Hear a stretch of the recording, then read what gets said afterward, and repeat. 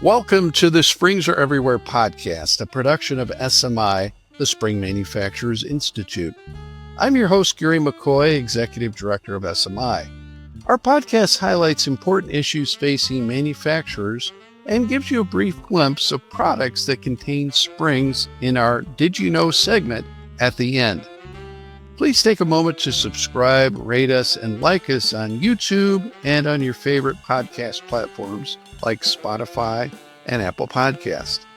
In today's edition, we'll talk with Susan Quinn, an author, keynote speaker, leadership expert, and executive coach. She'll talk about some of the traits she has observed and identified of high-performing companies. In our second segment, we will chat with SMI President Don Jacobson. He's a fourth-generation springmaker, and he'll talk about a recent trip that both of us took to SkillsUSA National Championships in Atlanta, along with some of the issues facing springmakers and the services that SMI offers to help them. The Springs Are Everywhere podcast is brought to you in part by our platinum sponsor, Gibbs Interwire.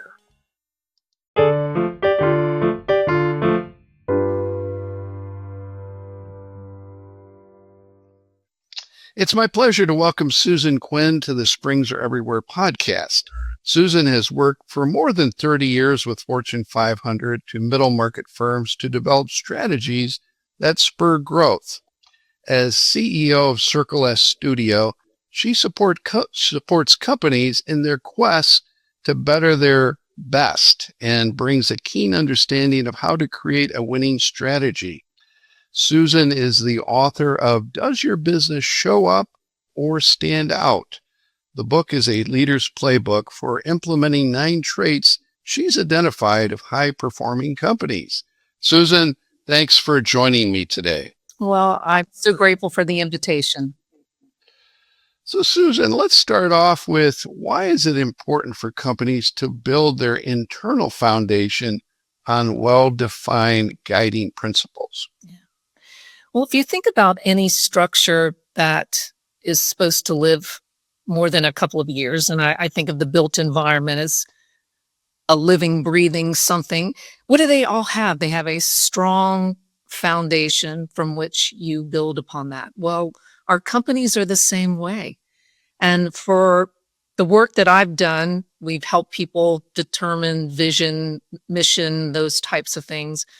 But the light bulb went off about 12 to 15 years to see, wow, the companies that really embrace the guiding principles, they're actually beating the competition. They're the ones who are, I think, ahead not only in attracting talent, but they're winning the game, if you will. So I became obsessed with what's the magic for guiding principles? So just to set the framework on that, it's your purpose.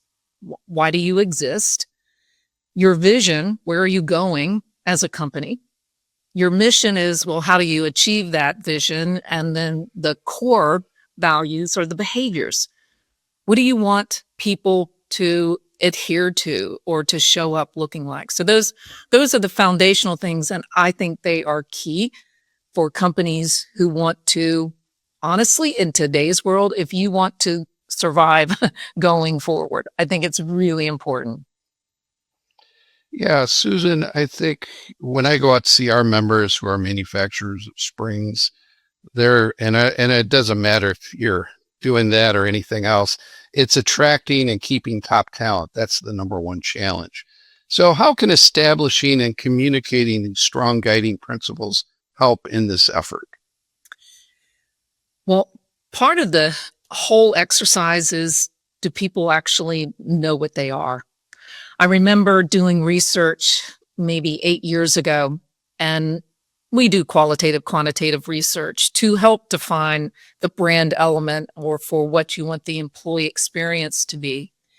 And literally to a person, as we were interviewing employees, they could name the mission of their company. Now, I also found out that that's an important part. But when every single person, and when you have hundreds of employees or thousands of employees, and they can recite at least some element of your guiding principles, that's powerful. So I think the first thing, if you want to attract and retain talent, first you've got to have them, and then you actually have to live them. And that's your employees know what you stand for so that they can also stand for the same thing. It's this beautiful thing. If you are really intentional about the words, and I think people use a lot of bankrupt words, well, we're all about integrity, we're all about this, but if you can get meaning to each of them and make them unique for your culture, you will be able to stand out. So that's did that answer your question? Yeah, it did. And I think, you can set those up. How do you keep them going? How do you keep evaluating those as you go down the road as a business? Well, I love that question. First of all, management needs to make it a priority. So it starts at the top. And if you don't have strong leaders emulating those core values and what's important, then I think it's going to fall off from there. You also, you hire and you fire for you want to attract, but if you are in violation of that, then, and if people see, well, respect or integrity is part of our core values, and you see people who are the antithesis of that, well, then they're just empty words. So being very intentional of what you have established in your guiding principles, and then where does it live in your actual space? It's more than just putting a little picture on the wall, but you can have rewards around that. But that work environment should emulate what you are doing in your guiding principles. I mean, there are other things that are important to attracting talent. I could go deeper in that, but it's the guiding principles can get you really far. And, when you've got questions, like if someone can't quite perform well, usually you can bring them into a meeting and bring it back to this. These are our 3 guiding principles. And here's where are we off? How can we improve upon this? How can we be a better resource for you? But I find them invaluable. It helps the conversation in every way I've seen. So let me ask you this. What makes some businesses thrive while others struggle to stand out?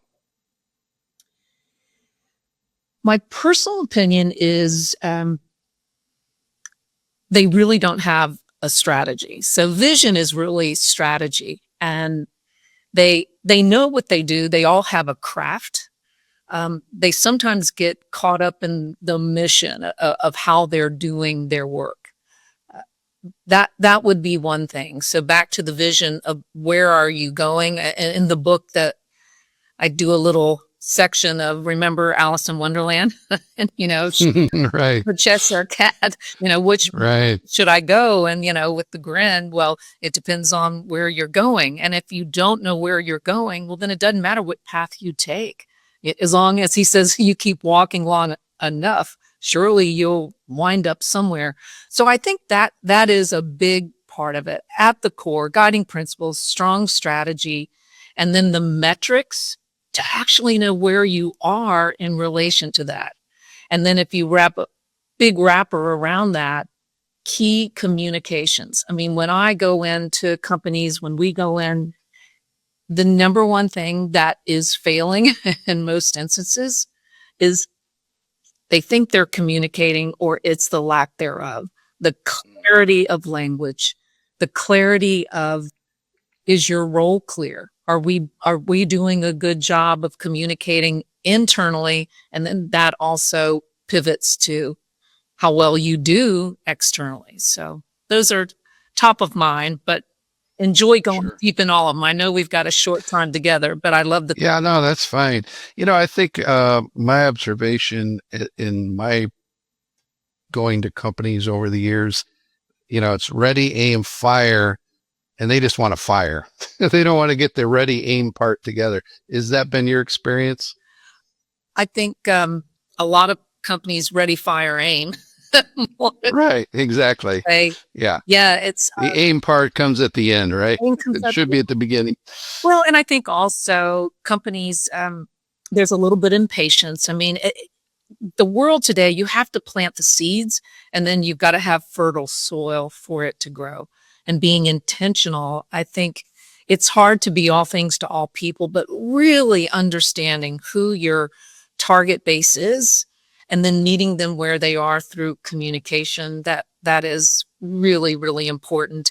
But I think there is a lot of pinging around short-term wins, a long-term vision that is broken up into, that's where we want to be in 10 years, 5 years, break it down to 3, and then so granular on year 1, and then holding yourself accountable. We love the Traction Entrepreneur Operating System. Give a shout out to Gino Wickman. I think it's just a fabulous way to run a company, to run a department, whichever way you do it, but just having a rhythm to it. And so people like to know what they're supposed to be doing. And as long as we're seen, as long as we're heard, as long as we're connecting people, we can talk all day about the different generations. We can talk all day about all the differences we have, but that's what we all have in common. And so if you can also do that well in your company at all levels, you will stand out. So how do top performing companies create loyal clients and employees?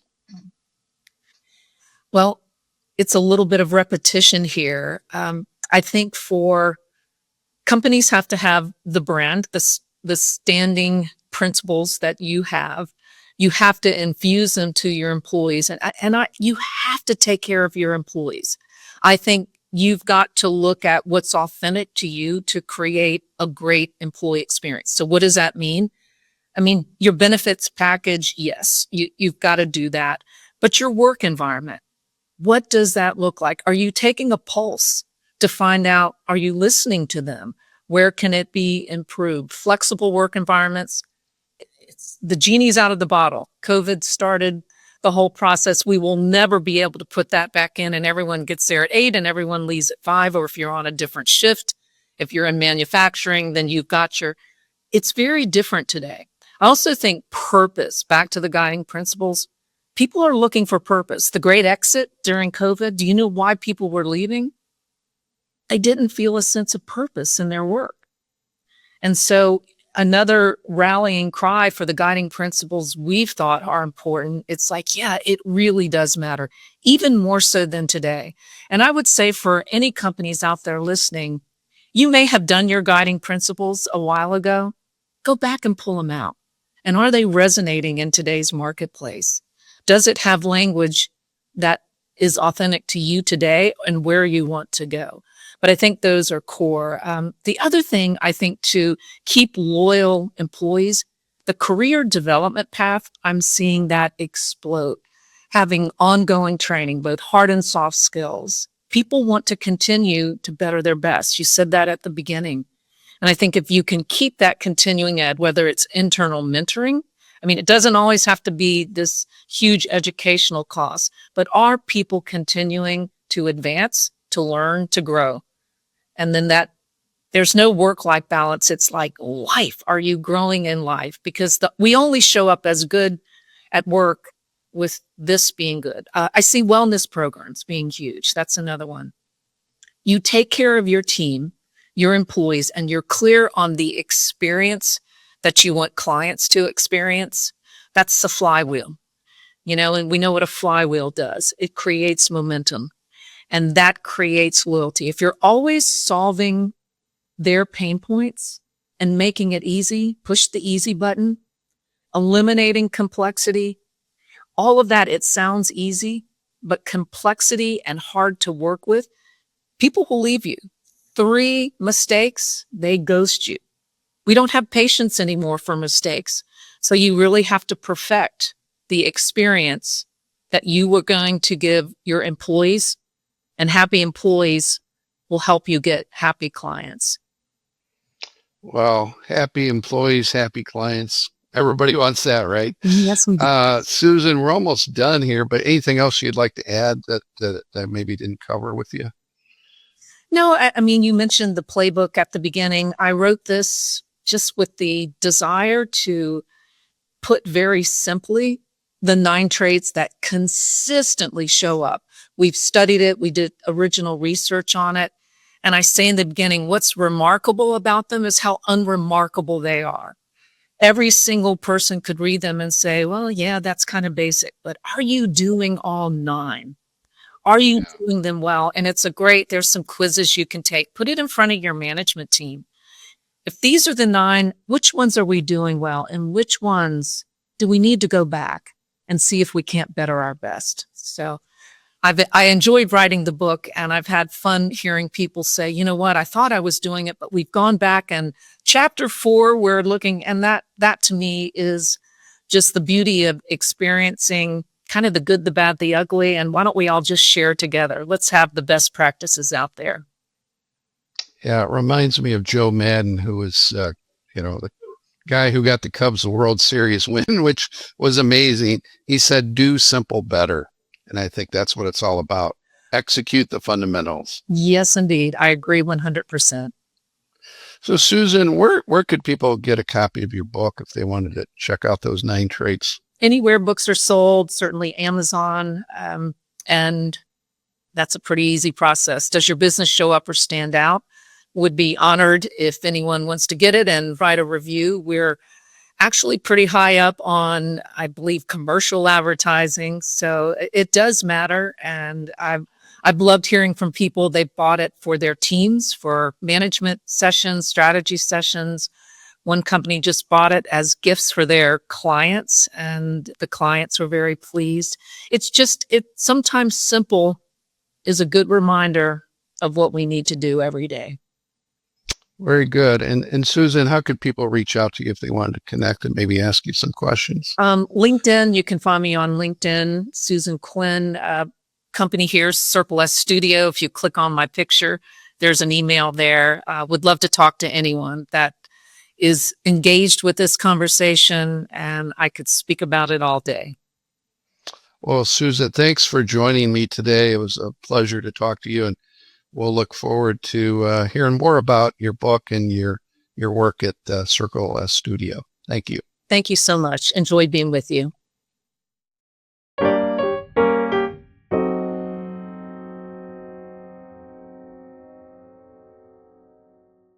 Gibbs Interwire, North America's largest spring wire distributor, now offers precision draw, high-performance alloy wire through a partnership with Alloy Specialty Metals. With over 125 alloys, our goal is to deliver exactly what you need, precisely when and where you need it. We're committed to bringing you simpler sourcing with the highest quality results tailored to your requirements. As a longtime supporter of SMI's mission to inform the spring industry, Gibbs Interwire is proud to be the platinum sponsor of the Springs Are Everywhere podcast. For your quote today, call Gibbs Interwire at 800-800-4422 or visit us at gibbswire.com.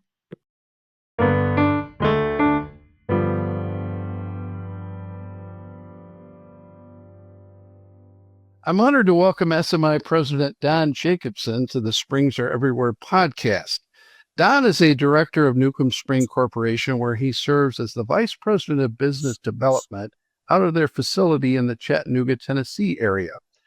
Family owned and operated, Newcomb Spring is headquartered in Alpharetta, Georgia, and offers additional facilities in California, Connecticut, Colorado, North Carolina, Tennessee, Texas, and Ontario, Canada. Don is a 4th-generation family member and a full-time employee since December 2004. Both Don's grandfather and dad served as president of SMI. And Don, you have quite a legacy of leadership in the industry and with SMI, and thanks for joining me today. Well, Gary, I'm excited to be a guest on Springs Are Everywhere. I know this is a fairly new adventure for SMI, and I'm excited to be on one of the first episodes. Well, Don, we're taping this segment in late June, and we both just attended the 2025 SkillsUSA Championships in Atlanta. And we were with like 17,000 students, teachers at a variety of companies and industry organizations. So it was quite an event. SkillsUSA celebrated its 60th anniversary this year. This was my first time attending and your second. So I just wonder, let's start off. You give me a few thoughts that you have on the event, along with the significance of Skills USA to aid in a workforce development.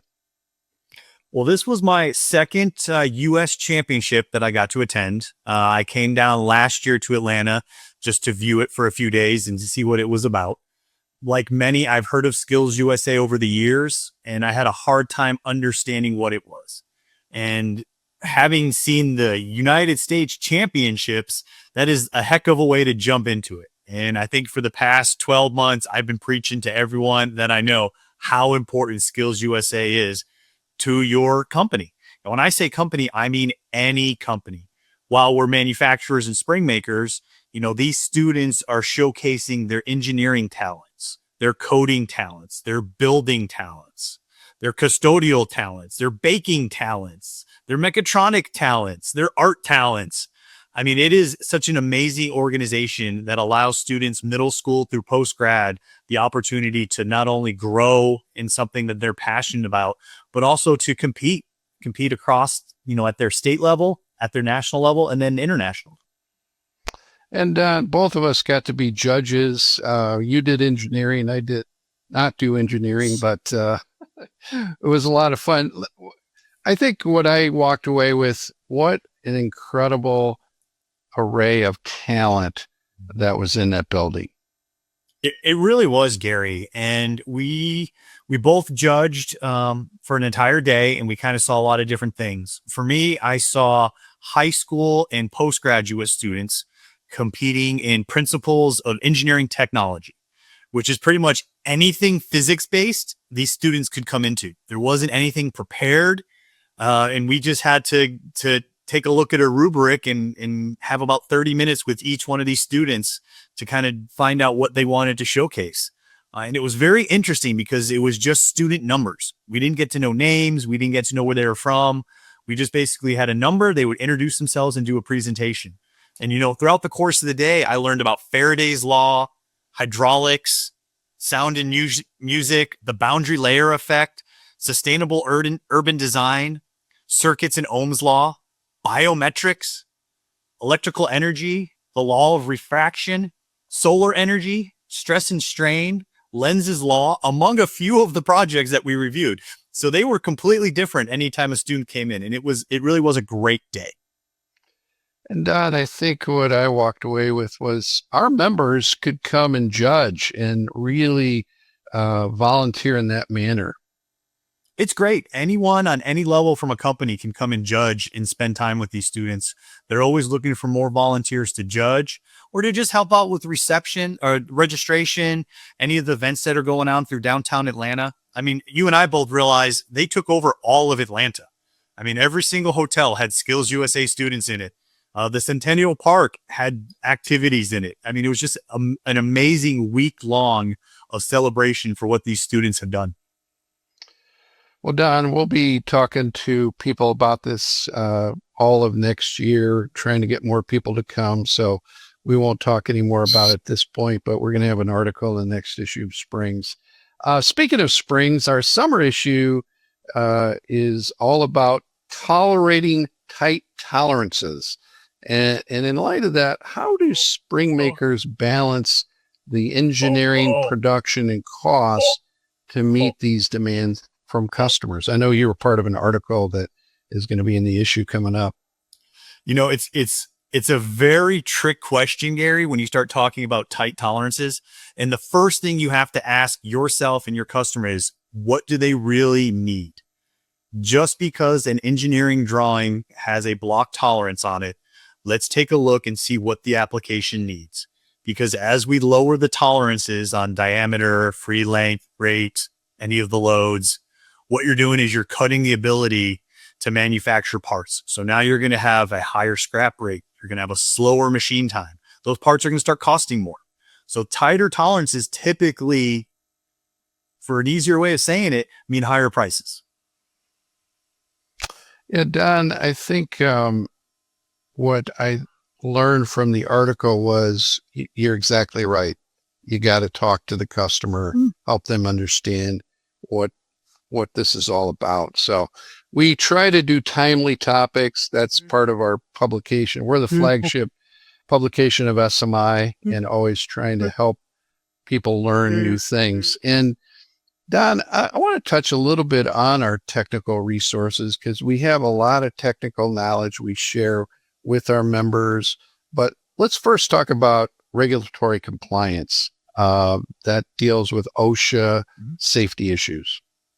Yeah, so Dr. Rhodes has been part of SMI. Oh my goodness, I think she just announced it was 7, 8, 9, 10 years. No, it's more than 10 years now. Yeah, it's fantastic that she's been such an asset to all these companies, and she'll go around and do hands-on demonstrations and talk about what's going on at your facility. And then we also offer webinars where you can jump online as an SMI member and have that opportunity to learn some of that knowledge basically for free. Those are always great options for a group of like a safety committee to sit in for half an hour, and pick up some new knowledge instead of having to go travel somewhere or have to pay for a class. It's one of the great things SMI has to offer. Yeah, and I think based on articles I've written in the past, bringing her in can actually help lower your mod rate for your workers' compensation insurance costs. So there is some benefit. You're going to have to pay to bring her in, but your return is very solid. Don, you've been a member of the SMI Technical Committee for a number of years. And I got to say, probably the most active group within SMI. You guys meet every month. You're talking about all the latest stuff going on. So we have both a technical director and a technical advisor available to help members. Tell us about some of the things they can assist people with. Wow, you're bringing up one of those kind of secret things that SMI has going on there, Gary.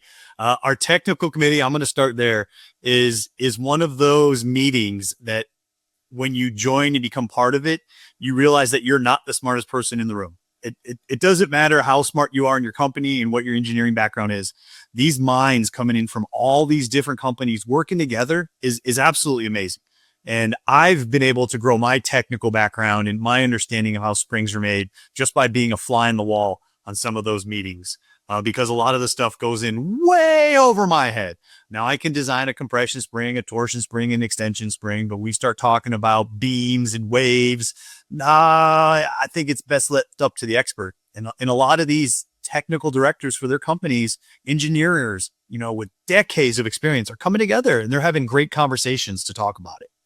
And that's just the committee that meets typically about 1 to 2 times per month, as well as some of the special projects that they've been working on, like our ASD 201s, 202s, 203 classes that we offer. But on top of that, you have your technical director. You have Rick Gordon, that's been a complete asset for SMI and has allowed us to build on his technical expertise to have that knowledge that's there for every meeting. He's keeping everyone on track. He's building the plans.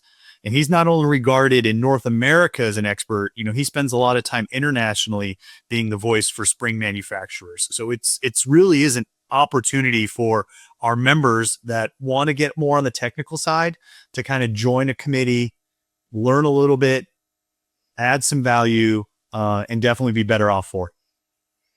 Yeah, I'd like to say, Don, we're like an extension of your company. You've got technical resources that if you're maybe 10 employees, you probably don't have a full-time metallurgist on staff. So you've got the resources available. We can help people find failure analysis at certified labs and just get involved in that whole process. Don, I want to touch one more thing on technical before we turn to our annual meeting, but you've been involved on the international scene as well. And I think it all goes back to a realization by one of our honorary members, Tom Armstrong. If we don't get involved in international spring standards, we're going to be left behind. So we got involved. We're still involved. Tell me a little bit about your involvement in that part of SMI. Well, the ISO TC 227 committees, they meet yearly. And now we're talking about the smartest minds across the world. So that's an even more exciting group to be part of. We've done everything from compression springs, extension springs. We do designs, theories. We talk about the correct way to tolerance a spring. it really is becoming the international standards. So as companies grow, they need to understand that these international standards are going to take hold at some point, whether it's with your customer or with your supplier or with internally inside your company. You're going to have to be familiar with these standards. And I think you brought up a great point talking about Tom Armstrong, because he's always pushed that you want to be in that room. You want to be part of that conversation. You want to make sure that North America is representing ourselves when we're talking about springs and those international standards. So I would say over the past 5 years that I've been involved with this committee, we've seen an increase in membership, learning about it, becoming involved in it, and making comments and changes. And that's one of the great things to see is when you see that list of member comments on some of these standards that we're now submitting on behalf of SMI to go to these ISO TC 227 committees. It really is fantastic. Don, want to turn to our annual meeting. It's always a lot of fun. We were in New Orleans this year. Just talk a little bit about the value of coming to that particular type of event, getting away from the office and seeing some other fellow spring makers. A lot of them are competitors, right? It is.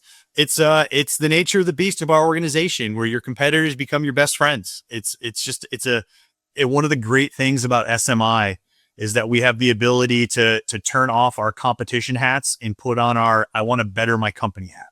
And that's what we did in New Orleans. We had some great speakers. We had some great camaraderie. We had a parade through the streets of New Orleans. And it was such a great event to get everyone together, everyone, in the same location. We're all struggling with the same things. We're all seeing the same things in the economy. We're all having the same problems with employees or with tariffs. So why not have a speaker come in and talk to the entire group where we can all benefit and learn from it? At the end of the day, I could preach and preach and preach on this, is that people make people better. So when we have the opportunity to work with people, to make eye contact, shake hands, sit at a table, you're going to learn something from these people. While I enjoy technology like the next person, having these in-person events where you can actually be yourself and work with your competitors, with your suppliers, your associates as well, it's just a great atmosphere. And very rarely will I hear anyone say anything negative about it, because everyone is just having a good time. We're all working together. We all understand that springs are kind of a niche business. A lot of us have been in it a long time. Some of us have been into it. I believe in New Orleans, we had someone that was just hired the day before, and this was his first event, was coming to an SMI thing. But you can get out there, you can enjoy some camaraderie, playing some golf. We had pickleball, which I highly recommend every year that we do. We toured a World War II museum. We learned how the parades were and all the floats were manufactured.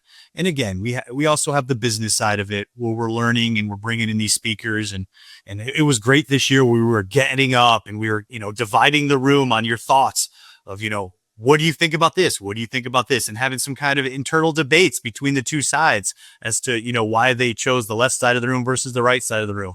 I really love it when we have those kind of interactive speakers that are like, all right, you can't just be sitting here looking at your email. I'm going to get you, I'm going to teach you something. Everyone up, everyone spread out. Here we go.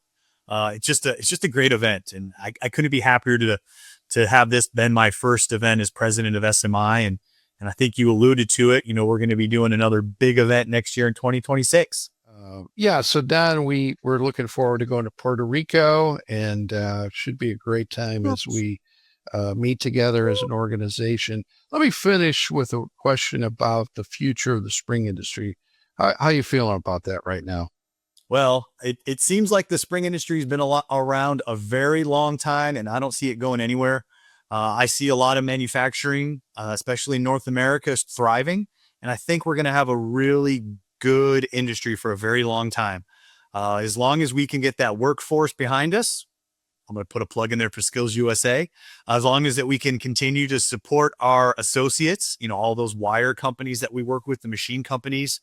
And then again, if we can work as an industry together, competitors helping competitors get better, I really think that the North American spring industry is going to be one of the strongest in the world.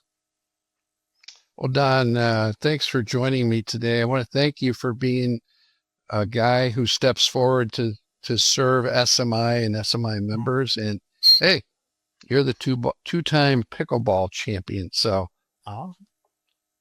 I've been very lucky with my partners, and I'm going to put it out that way. But most importantly, let me tell you something. When you guys come to Skills USA in 2026, get ready for some pin trading. This is the most important thing for the students. They love pins. They love having the ability to trade pins with people. I can't even tell you that Gary and I were kind of floored. And it's such a simple thought process behind it. You take a lot of students that may be introverts and you turn them into extroverts because they have to go around and they have to trade these pins.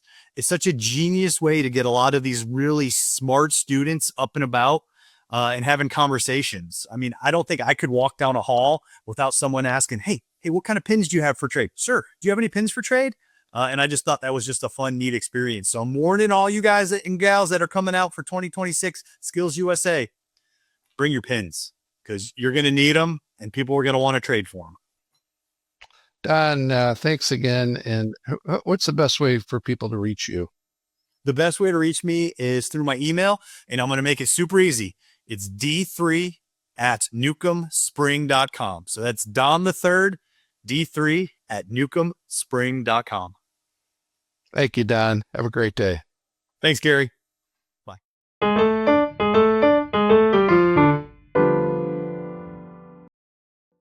In addition to Gibbs Interwire, the Springs Are Everywhere podcast has been made possible by the generous support of our silver sponsor, Automated Industrial Motion.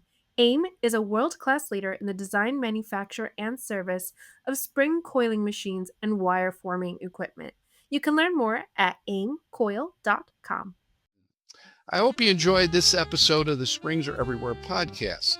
I want to thank my guests Susan Quinn and Don Jacobson for joining the program today. Be sure to browse our archives for more great content. You can learn more about SMI at smihq.org. Be sure to subscribe, rate us, and like us on YouTube and on your favorite podcast platforms, such as Spotify and Apple Podcasts.